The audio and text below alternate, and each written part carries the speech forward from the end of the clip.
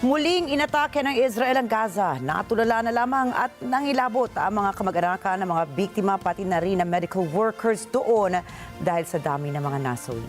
At dahil po dyan, tinawag ito ng United Nations the largest single-day death toll para sa taong nakalipas.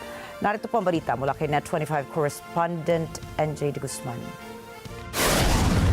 Daan-daang Palestinians na naman ang namatay mula nang patindihin ng Israel ang pag-atake nito muli sa Gaza Strip ngayong linggo.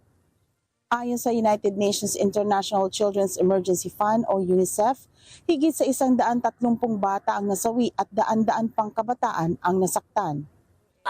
Marami sa mga ito ay hinihinalang nasa ilalim pa ng mga gumuhong gusali at mga tahanan. Tulad na lamang ng bahay ng pamilya Al-Batniji na tinamaan ng Israeli airstrike. Kababalik lamang ng mga ito sa Gaza matapos ilikas ng ilang buwan. Sa kasalukuyan, desperadong hinahanap ng pamilya ang kanilang mga anak matapos ang pag-atake. ولا حاجه والله بسخنوا ميه يا عمو سخن له اخر شيء والله حمامته قاعد بلبس فيه ما سمعنا لحاجه هيك فجاه والله ما في شيء بنتي هذه البنت الوحيده ضلت لي وربنا رزقني بهذا بالحرب امانه والله اولادي استشهدوا انا 4 كمان في الحرب في مرتين هي ثالث مره.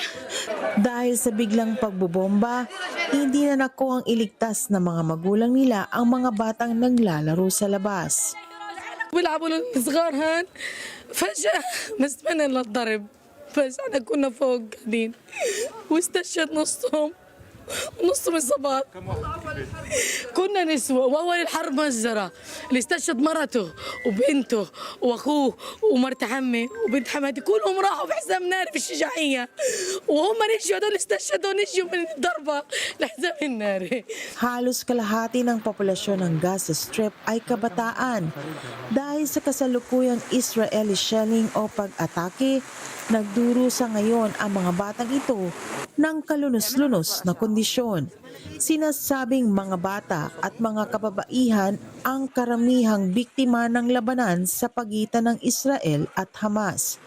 Kaugnay ng panibagong mga pag-atake ng Israel, ang bilang ng mga batang biktima na dinadala sa ospital ay umabot na sa hindi pa naabot na bilang mula nang magsimula ang labanan. استقبلنا أعداد كبيرة من الإصابات كان جلهم من الأطفال.